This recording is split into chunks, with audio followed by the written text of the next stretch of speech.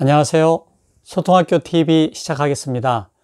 우리가 명절이 되면 이제 각자 어렵고 힘든 상황에서 살아가다가 모여서 행복한 시간을 보내고자 하는데, 어떤 집들은 보면은 뭔가 좀 불화가 있고 싸우기도 하고 참 힘든 시간을 보내기도 하죠. 그래서 상처도 받고 등을 돌리기도 하는 이런 안타까운 일이 생기지만, 어떤 가족들을 보면 아주 행복하고 오붓한, 그래서 정말 마음의 에너지를 얻는 그런 충전하는 시간을 갖는 가족들도 있는 것 같습니다. 그 차이는 뭘까요?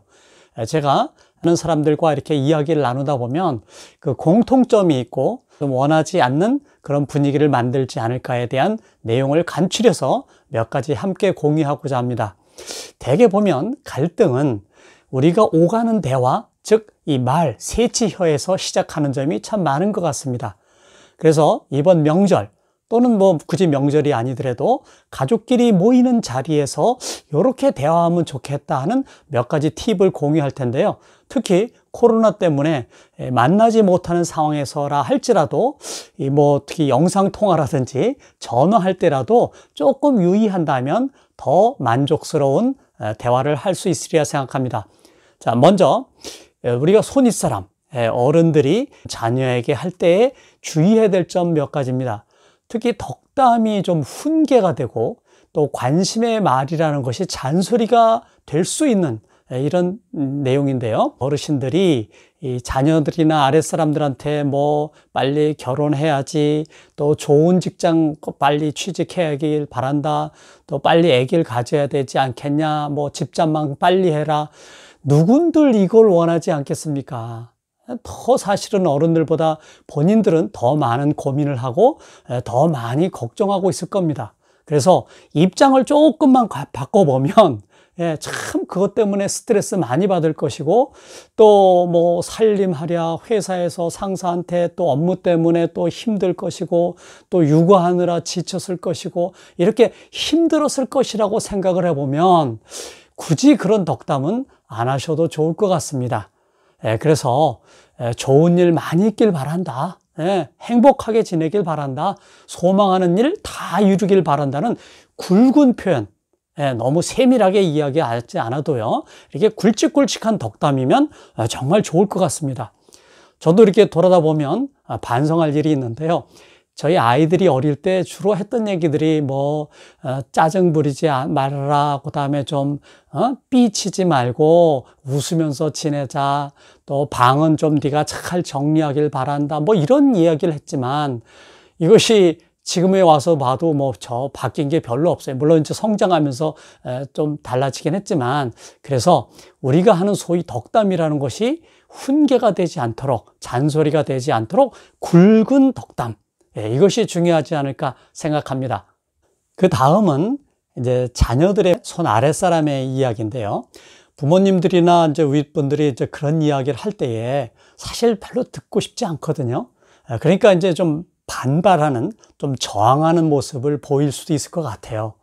그러다 보면 이제 분위기 쌓여지죠. 그만하세요. 알았다고요. 제발 좀. 또는 그 얘기 벌써 몇 번째 하시는 거예요? 라고 이제 이렇게 되받아치면 어른들 입장에서도 좀 서운하기도 하고 좀 불쾌하기도 할 수 있을 것 같아요. 그래서 이제 팁을 드리자면, 네, 알겠습니다, 또는 네, 노력하겠습니다 하면 좋을 것 같아요. 그리고 나서 정말 그렇게 할지 안 할지는 내가 선택하는 거니까, 그 앞에서 그 제대로 상대의 메시지를 받아들이거나 이렇게 잘 받지 않는 자세는 곤란한 대화가 된다는 경험 우리 많이 있죠. 그래서 그런 표현이면 좋을 것 같고요. 또 이렇게 어르신이 좀 이렇게 훈계나 이렇게 덕담이 좀 길어지시면, 잠깐, 죄송합니다, 지금 배가 갑자기 아파서 라는 좀 트릭을 써서 빨리 화장실을 가십시오. 그리고 5분만 있다 나오면 어르신들도 이 김이 새서 더 이상 말씀을 못 하실 겁니다. 또는 빨리 화제 전환하는 것도 방법일 것 같아요. 근데 그 작은 아버지는 어떻게 되셨죠? 라든지 이렇게 화제를 전환해서 여러분이 듣기 싫은 얘기를 계속 듣고 있거나, 또 어르신도 본의 아니게 상대가 내 말을 잘 이렇게 받아들이지 않는다라고 생각하면 계속 말하게 돼 있는 거거든요, 심리가. 그래서 그런 장면을 잘 이렇게 유연하게 넘기시면 좋겠습니다. 다음은 가족 간의 대화입니다. 그래서 가족 간에 요것만은 좀 피했으면 좋겠다 하는 3가지 한번 좀 소개해 드릴게요. 첫째, 과거 얘기하지 않는 게 좋을 것 같아요. 서운했던 점, 섭섭했던 얘기 꺼내면 분명히 이건 충돌이 일어날 거고요. 또 잘못에 대한 지적, 지난번에 오빠는 이게 잘못됐던 거야, 그렇게 하면 안 돼, 뭐라든지, 또 동생들이나 또 자녀들한테 네가 그런 식으로 하면 안 된다, 이거는 분명히 싸움을 시작하는 방아쇠 같은 역할을 할 것 같아요. 두 번째는 또 앞으로는 좀 이렇게 해라, 앞으로는 좀 네가 이렇게 좀 나서서 해라, 뭐 이런 어떤 그 요구, 이런 것도 특히 우리가 좀 주의해야 될 2번째 대화가 될 것 같고요. 3번째로는 정치 얘기입니다. 특히 이제 요즘 들어서 아주 이게 대립적인 어떤 그런 생각들이 많거든요. 그래서 가급적이면 정치 얘기 하지 않는 것이 더 좋을 것 같습니다. 그래서 평소에 고마웠던 점 얘기 나누고요. 또 칭찬할 거리 많잖아요. 뭐 조금이라도 달라졌던 점, 조금이라도 잘하고 있는 점 칭찬해 주면 좋을 것 같고요. 또 이제 가족들끼리니까 신나고 즐거웠던 시간들 있잖아요. 그죠? 그거 끄집어내서 지금 다시 한번 또 우리가 만끽할 수 있는 그런 대화하면 좋을 것 같습니다. 또는 상대방의 관심사, 이제 우리가 몇 가지 알고 있는 것들이 있죠. 그죠? 특히 요즘에 어떤 쪽에 관심을 갖고 있는지에 대해서 이렇게 물어보고 관심을 갖고 거기에 대해서 우리가 대화를 나눈다면 아주 멋진 그런 시간이 되리라 저는 생각을 합니다. 명절이 되면 특히 이 부부 간에 아주 갈등은 많이 일어나는 것 같아요.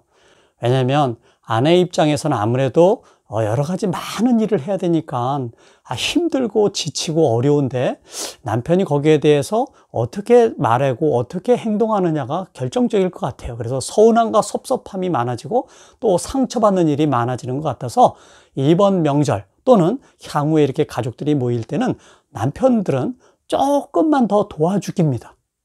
그 다음에 2번째, 고맙다는 아주 진정성이 배어나오는 그런 표현을 건넨다면 참 많았던 어려움과 그 힘든 점은 좀 사르르 이렇게 눈 녹듯이 줄어들 것 같습니다.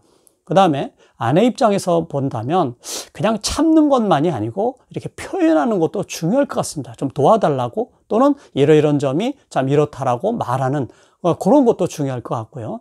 2번째로 조금 더 이해하려는 노력도 우리 본인의 감정을 추스리고 본인이 덜 힘든데 도움될 것 같아요. 이래 지내보시면 알겠지만 이 사람들의 특성이라는 게 잘 바뀌지 않아요.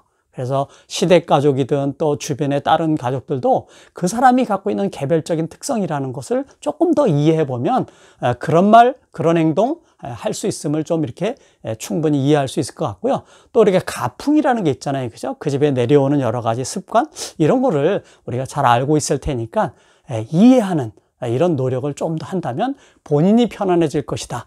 저는 이렇게 생각합니다.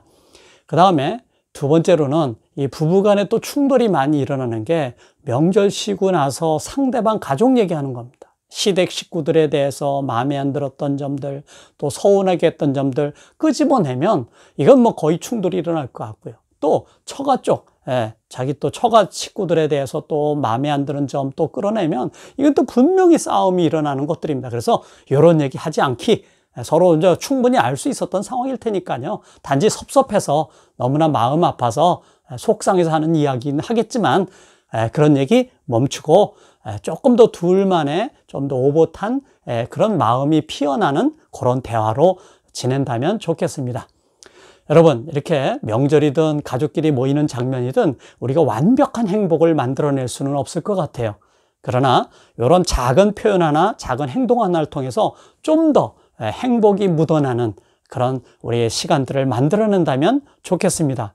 그래서 오늘도 또는 내일도 가족 간에 통화하거나 만나는 시간이 되면 여러분이 좋은 선택을 해보려는 의지가 우리의 삶엔 필요하다. 저는 이렇게 생각합니다. 감사합니다.